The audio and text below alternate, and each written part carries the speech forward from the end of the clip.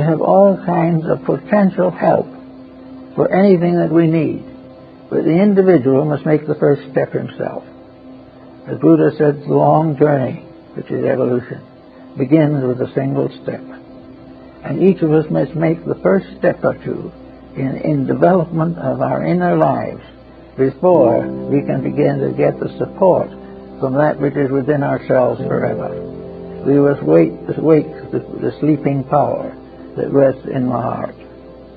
Now when we waken that power, then we go through this transmission of records and changes into the higher bodies. We go from the physical to the next one, which is the ethereal or vital, and we go on up until we go to the mental, the emotional, and finally enter what they call in India the Buddhic plane. We have no English term that is exactly for this, but it means in actual that it is a place of understanding, of self-realization. It is the place where the curtain goes up and the facts become more obvious. It is a place where you can stand and look out of a window, and as you watch, a curtain is drawn away from the window and you can see what is behind.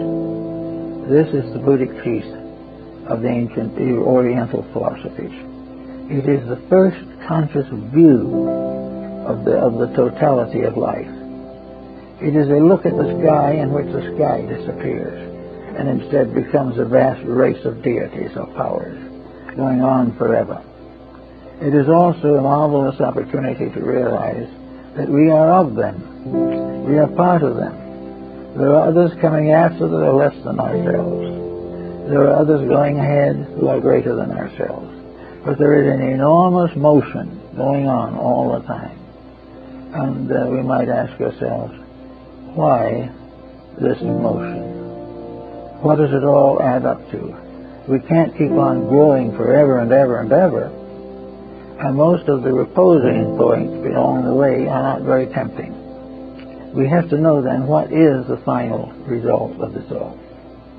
And we know that the world's great divisions, the great mandalas into which nature is divided, that this is a cycle for the development of the four kingdoms that we have here now.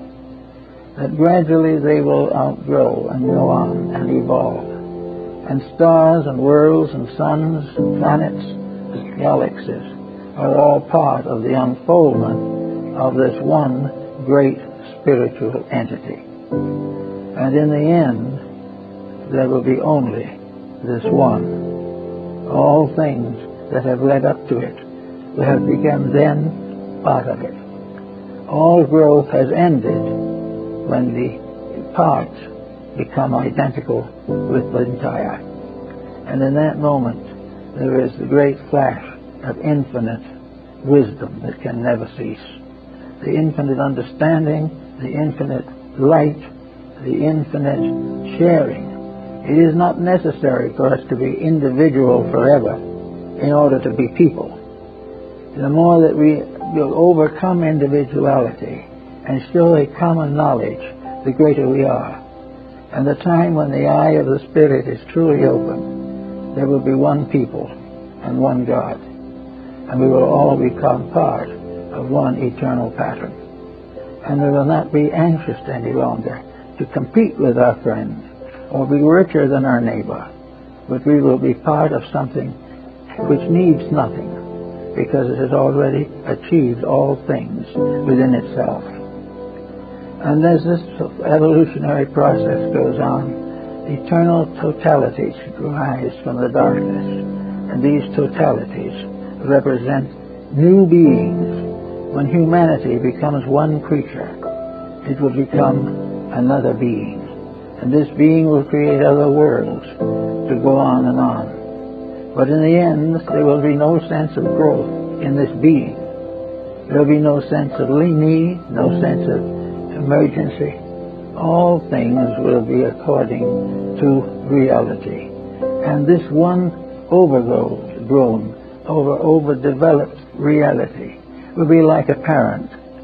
The parent may not know exactly how to handle the child, But when we all, through conscious evolution, become parents of races, parents of nations, parents of genera of all kinds, when we become parents of great orders of life, we will find that we will be given the strength to make these necessary decisions.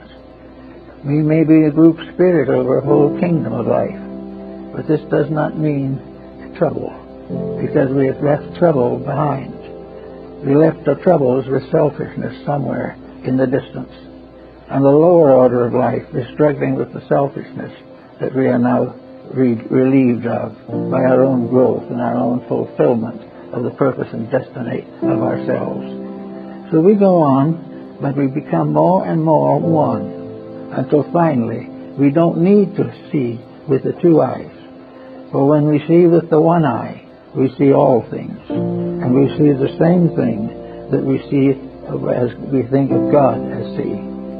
Somehow we realize or believe that the divine power is aware of all things, that recognizes even a sparrow's fall. Well, that probably is true. The all-power is as perfectly aware of the sparrow's fall as it is of a great space collapse or something, because it is now only one, and we come into a new dimension of intelligence. Intelligence becomes universalized even before consciousness does. Suddenly there is only one mind, and we are all part of it. And this one mind flashes inside of all of us and brings us into peace. When we understand mind, we will all be friends. When we understand emotion, we will all be kind. It is because there is only one emotion of kindness, and it is distributed individually in various degrees of development to the 5 billion or 6 billion human beings now inhabiting the earth. But sometime there will be one kindness which will be shared by all, because they have grown up to it. Our great problem has been haste, probably. We've been in a great hurry to get somewhere where we were not entitled to go. We were supposed to grow instead of that we made a wild dash after something. We believed in some way that by means of nuclear fission we're going to anticipate 10 million years of evolution. We're not. We'd rather slow it down a few million years, that's all. We are not looking at it right.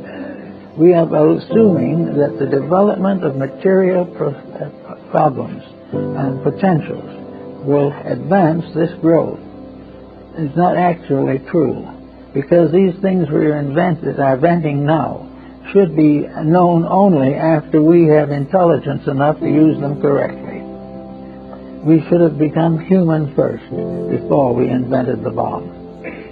If we had, we would have no bomb. But by failing to grow inside of ourselves, we have permitted nations to destroy each other and endanger the survival of all. Today we have another emergency coming in. And against this emergency, we are trying to build people who can understand the values and can realize that it is possible for us to get together and work out problems constructively. Now, it may well also be that in these great stress periods, that circumstances will arise which we cannot control. We have not become wise enough. So therefore, we are able only to destroy ourselves. We do not know any better. But here's the rub. No one ever destroyed himself or anybody else. All these things are part of an illusion. The illusion based upon the inevitable reality of the obvious, where everything that you see is real, everything that you do not see is unreal. When the very actualities are that the things that are real are mostly invisible, but very real within the person. And all the virtues that we need to correct the outside condition are present within our own natures. So all the way along, we are fighting to bring through the divine state that we lost. Paradise has retired with God into our hearts.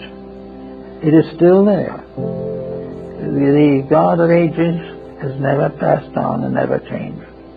But in its infinite manifestations, it has come to be known by various names.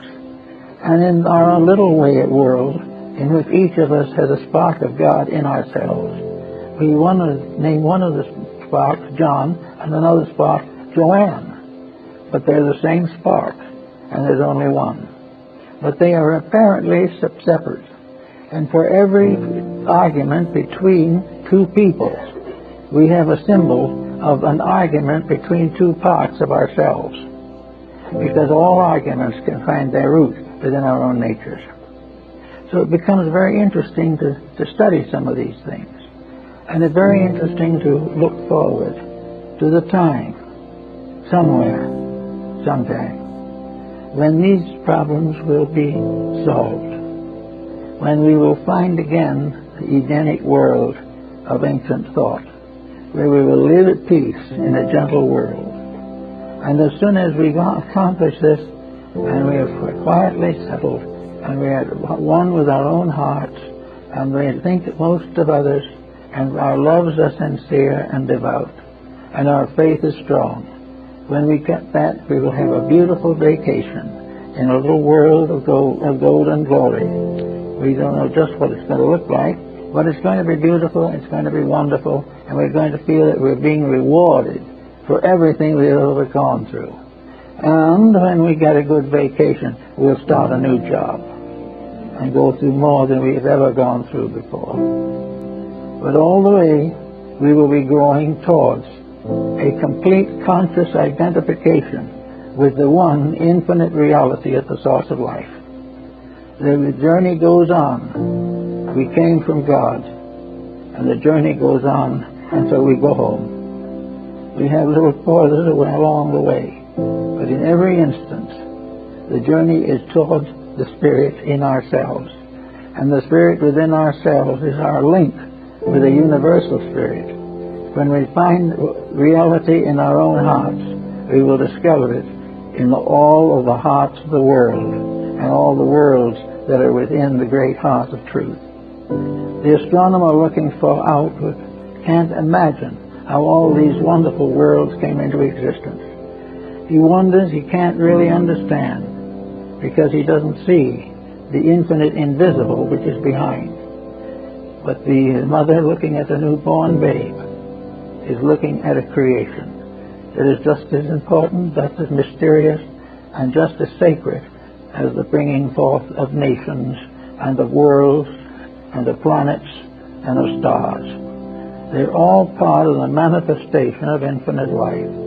And when the human being is able to adjust his personal consciousness for the mysteries of eternity to come through him, he will find that he has a very nice and peaceful time ahead.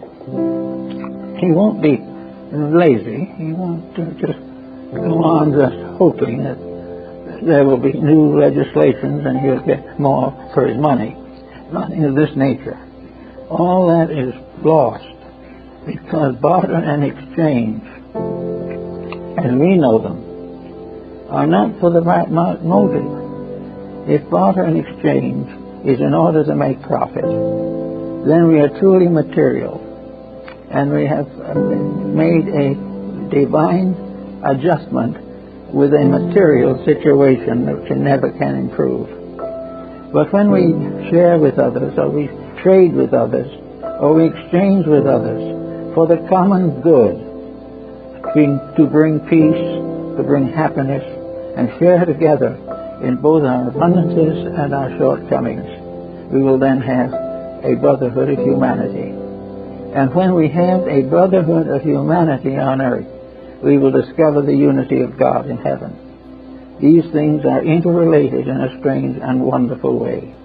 And it is hoped that in the course of this 21st century that is coming, we will take another major step to the realization that we are one creation, one person, one sufferer, one dreamer, and trying to build out of all of the confusion of life our own understanding and our realization that this plan is right and good, and that the mysterious power at the seat of it and the cause of it is worthy of our affection, our devotion, and our veneration. We hope all these things will come about in due time. In the meantime, however, we have our little problems to solve. But the main thing now, for just at the moment, is give the heart as much nourishment as you can. Take care of it physically, it'll give you length of years. Take care of it psychologically, and it will give you depth of insight. Take care of it spiritually, and it will give you the experience of God. All these things are part of the great experience, and the road that leads to God is always through the hearts of living things. That's it.